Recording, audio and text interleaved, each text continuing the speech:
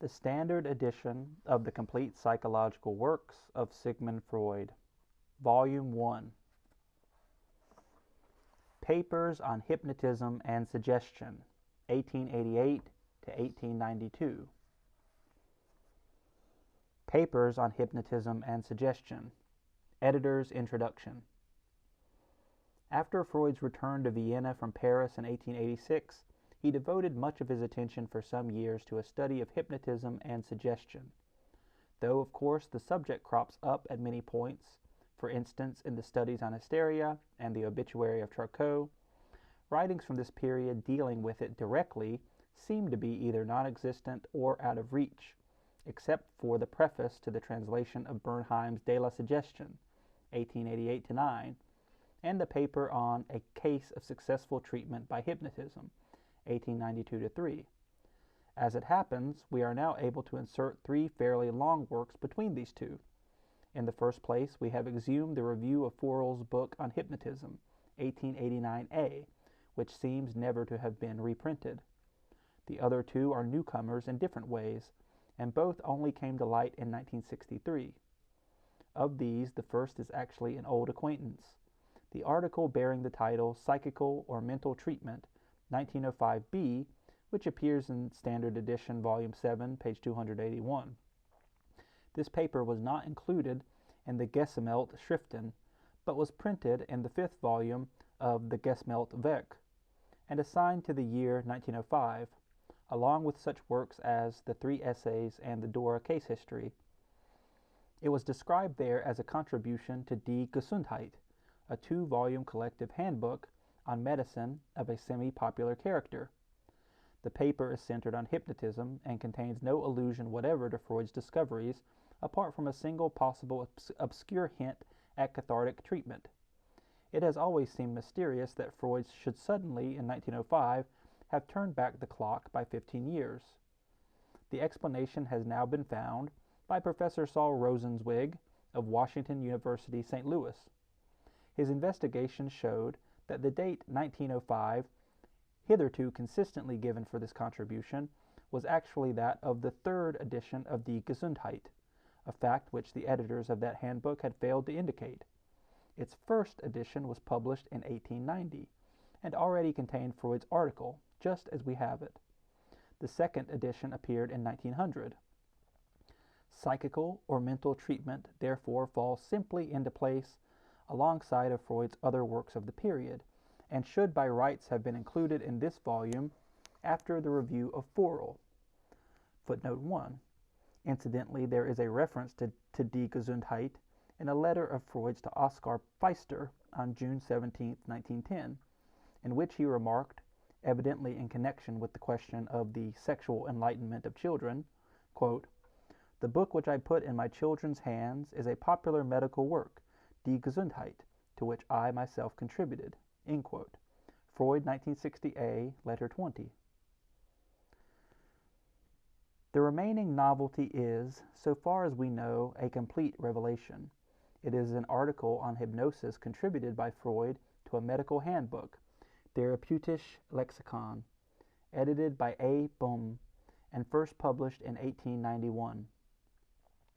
It had a second edition in 1893 and a third in 1900.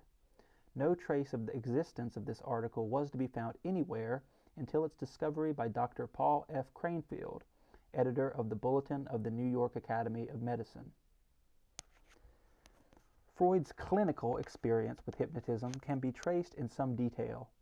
In his autobiographical study, 1925d, he reports that while he was still a student, he attended a public exhibition given by Hansen, the magnetist, and was convinced of the genuineness of the phenomena of hypnosis. Standard Edition, Volume 20, page 16. In his early 20s, moreover, Freud became aware that his future collaborator, Breuer, a man almost 15 years his senior, was sometimes using hypnotism for therapeutic purposes. At that period, however, many high medical authorities in Vienna still exhibited alarmist or skeptical views on the subject. See, for instance, the remarks of Freud's old teacher, Meinert, quoted in the review of Forel, page 92, footnote below. and it was only when, at the age of 30, he arrived at Charcot's clinic in Paris that he found hypnotic suggestion in recognized and daily use. The profound effect which this produced on him is shown in the report he made on his return from Paris in 1886, 1956a, page 13, above, as well as in many later passages. Footnote 2. Very soon after his return to Vienna in April 1886, he gave 2 lectures on hypnotism before the Vienna Physiological Club on May 11th and before the Psychiatric Society on May 27th. Confer Jones, 1953, page 252. After settling in Vienna as a nerve specialist, he made attempts at using various procedures, such as electrotherapy, hydrotherapy, and rest cures for treating the neuroses, but fell back in the end on hypnotism. Quote, during the last few weeks, end quote, he wrote to Fleiss on December 28, 1887, quote, I have taken up hypnosis and have had all sorts of small but remarkable successes, end quote. In the same letter, he reported that he was already under contract to translate Bernheim's book on suggestion, but this precipitancy was not the result of enthusiasm, for, in a letter to Fleiss of the following August 29th, which probably accompanied a copy of his preface, itself dated August 1888, to Bernheim's book, he wrote that he only undertook the translation most unwillingly and for merely practical reasons. Freud, 1950a, letter 5. Hypnotic suggestion was no doubt his immediate concern, but he once again reports in the autobiographical study, Ibid, volume 20, page 19, that, quote, from the very first I made use of hypnosis in another manner, apart from hypnotic suggestion, end quote. By this he of course meant Breuer's method of using hypnotism for tracing back the origin of symptoms. Footnote 1. This was already described in the Villaret article of 1888, page 56 above, but confer the footnote on page 57. There is some doubt as to exactly when he started on this new procedure, but he certainly used it in the case of Frau Emmy von N., whom he began treating in May 1889 or possibly a year earlier. See footnote 3 on this page and footnote 2 on page 67. Thereafter, he became more and more involved in Breuer's cathartic procedure. In the meantime, Freud's interest in hypnotic suggestion continued. The Bernheim translation seems to have finished appearing early in 1889. By then, Freud was already in contact with August Forel, the well-known Swiss psychiatrist, whose book on hypnotism he reviewed in 2 installments in July and November 1889, page 91 below. And it was on Forel's introduction that, between the 2 installments, he paid a visit of some weeks to Bernheim and Liebold at Nancy. Footnote 2. Freud gave more than one account of this visit, e.g., in his autobiographical study, in his introductory lectures, 1916-17, Ibid, volume 15, page 103, and in his unfinished paper, Some Elementary Lessons in Psychoanalysis, 1940b, 1938, Ibid, volume 23, page 285. His motive for doing so was, he tells us, Ibid, volume 20, page 17, the idea of perfecting his hypnotic technique. For the fact is that Freud did not regard himself as a great adept in the art of hypnotizing, or else he was more honest than many people in recognizing the limitations of the procedure. Footnote 3. His doubts about the efficacy of suggestion must have begun early. In his autobiographical study, Ibid, volume 20, pages 17 through 18, he tells us that he persuaded a patient with whom he had failed to produce deep hypnosis to join him in Nancy. But Bernheim, too, was unsuccessful with her, and confessed to him that his great successes were achieved only with his hospital patients and not in his private practice. The identity of this patient is unknown, though it has been suggested, not very convincingly, that she may actually have been Frau Emmy von N. However that may be, Freud himself, in a hitherto unpublished letter written some 20 years later, specifically attributed his realization of the inefficiency of hypnotic treatment to his experience with Frau Emmy von N. Confer also footnote 2 on page 67.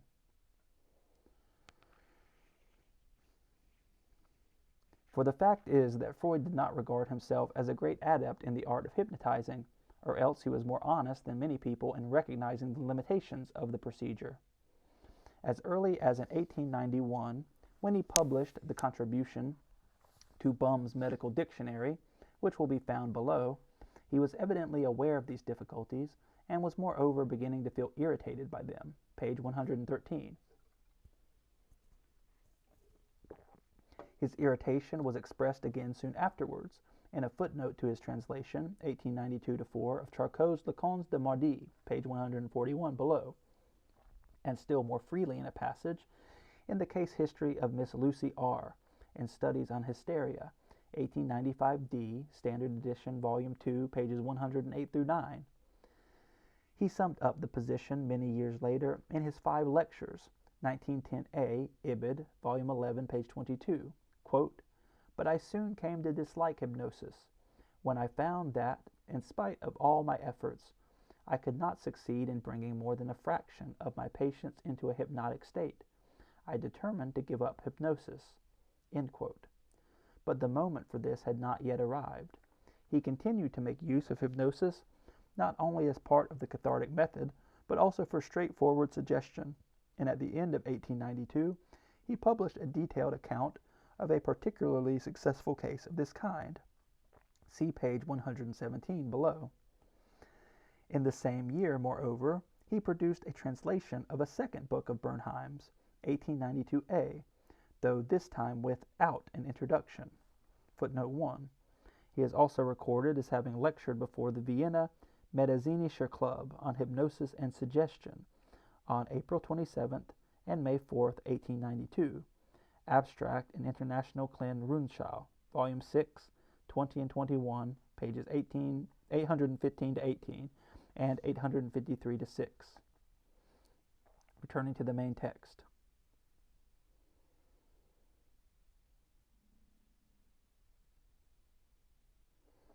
He continued to make use of hypnosis not only as part of the cathartic method, but also for straightforward suggestion. And at the end of 1892, he published a detailed account of a particularly successful case of this kind. See page 117 below. In the same year, moreover, he produced a translation of a second book of Bernheim's, 1892a, though this time without an introduction. Before long, however, he devised a scheme by which he could produce the effects of suggestion without the need for putting the patient into a state of hypnosis.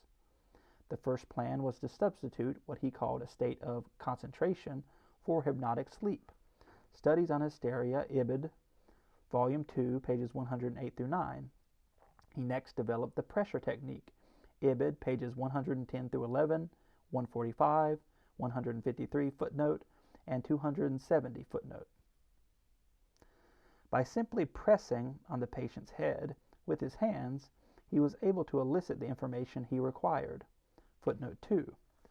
A further discussion of this technique is to be found in an editor's footnote, Ibid, Volume 2, page 110. By simply pressing on the patient's head with his hands, he was able to elicit the information he required. It is not clear whether he first employed this method in the case of Miss Lucy R. or of Fraulein Elizabeth von R., both of whose treatments began at the end of 1892. This method was of course of use only in cathartic and not in suggestive treatment. Precise dates for Freud's abandonment of these various procedures are not obtainable. In a lecture delivered at the end of 1904, 1905a, he declared, Ibid, Volume 7, page 260, quote, "Now I have not used hypnosis for therapeutic purposes for some 8 years, except for a few special experiments," end quote. Since about 1896, therefore. This may perhaps also cover the end of the pressure technique, for he made no mention of any such contact with the patient in the account of his procedure at the beginning of the Interpretation of Dreams, 1900a, 1899, Ibid, Volume 4, page 101, though in that passage he still recommended keeping the eyes closed. But in a contribution to Lowenfeld's book on obsessions, in which he described his technique, 1904a, he explicitly wrote, quote, "He, Freud, does not even ask them to close their eyes, and avoids touching them in any way, as well as any other procedure which might be reminiscent of hypnosis. Ibid, Volume 7, page 250. Actually, a trace of hypnotism still remained to the very end. The, quote, ceremonial which concerns the position in which the treatment is carried out, which is the remnant of the hypnotic method out of which psychoanalysis was evolved, end quote, and which Freud thought deserved to be maintained for many reasons. On beginning the treatment, 1913c, Ibid, Volume 12, pages 133 through 4. The period during which Freud made any effective use of hypnosis is therefore covered at the outside by the years between 1886 and 1896. Footnote 1. 1896 was the year in which the second edition of Freud's first Bernheim translation was published. As will be seen below, page 86, he made the most drastic cuts in the volume, particularly in the clinical sections, and entirely suppressed the elaborate introduction he had written for the first edition. This may well have been an expression of his increasing impatience with the whole method of treatment. Returning to the main text.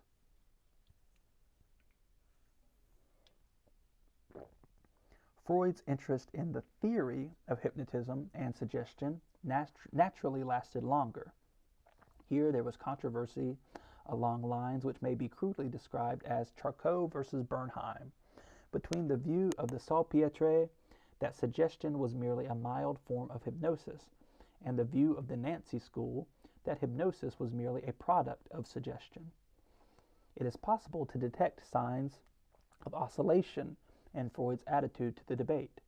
In the letter to Fleiss of August 29, 1888, from which we have already quoted, and which he sent immediately after writing his preface to Bernheim's book, he wrote, quote, I do not share Bernheim's views, which seem to me one-sided, and in my preface I have tried to defend Charcot's point of view, end quote. Footnote 2. It is a little difficult to bring into complete harmony with this a statement by Freud in Studies on Hysteria, Standard Edition, Volume 2, page 101, quote, It was while I was studying Frau von Inn's Abulias that I began for the first time to have grave doubts about the validity of Bernheim's assertion, tout est dans la suggestion, end quote. Frau von Inn's analysis seems to have begun a year later than this letter to Fleiss, in May 1889, though the date is not quite certain. See Appendix A to Studies on Hysteria, Ibid, page 307, footnote.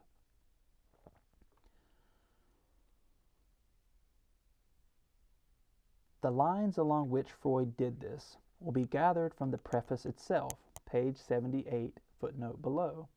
This was, of course, before his visit to Nancy, which probably influenced him greatly, for, not long afterwards, in his obituary of Charcot, 1893 he wrote critically of the exclusively nosographical approach of the school of the Salpêtrière to hypnotic phenomena.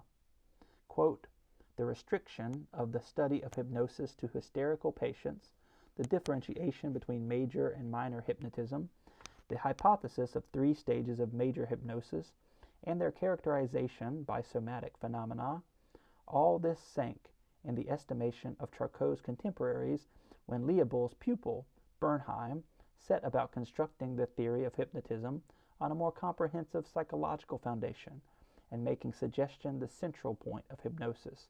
End quote. Ibid, Volume 3, pages 22 through 3. In several later passages, Freud insisted, however, on the vagueness of the term suggestion and on the fact that Bernheim himself was unable to explain the mechanism of the process. For instance, already in the Floral Review, 1889a, page 101 below, and again in the Little Hans Case History, 1909b, Standard Edition, Volume 10, page 102, and in the Introductory Lectures, 1916-17, Ibid, Volume 16, page 446. He returned to this once more in Group Psychology, 1921c, Ibid, Volume 18, page 89, a work in which there are a number of discussions both of suggestion and of hypnosis. And here, in a footnote, Ibid, page 128, note, he definitely withdrew from his earlier inclination to support Bernheim's views. Quote, "It seems to me worth emphasizing the fact that the discussions in this section have induced us to give up Bernheim's conception of hypnosis and go back to the earlier one. According to Bernheim, all hypnotic phenomena are to be traced to the factor of suggestion, which is not itself capable of further explanation. We have come to the conclusion that suggestion is a partial manifestation of the state of hypnosis, and that hypnosis is solidly founded upon a predisposition which has survived in the unconscious from the early history of the human family." End quote. The even balance of Freud's views on this controversy was brought out in a phrase in a letter of his to A. Roback many years later, on February 20th, 1930.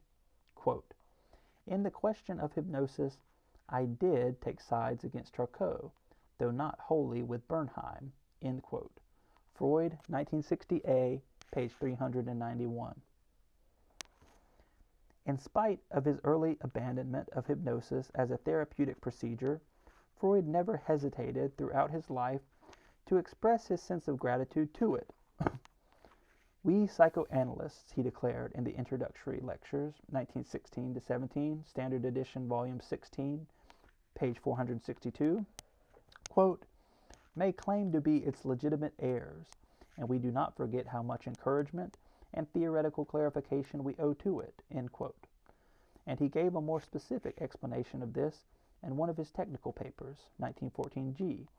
Quote, "We must still be grateful to the old hypnotic technique for having brought before us single psychical processes of analysis in an isolated or schematic form. Only this could have given us the courage ourselves to create more complicated situations in the analytic treatment, and to keep them clear before us." End quote. Ibid, Volume 12, page 148. End of Papers on Hypnotism and Suggestion, Editor's Introduction.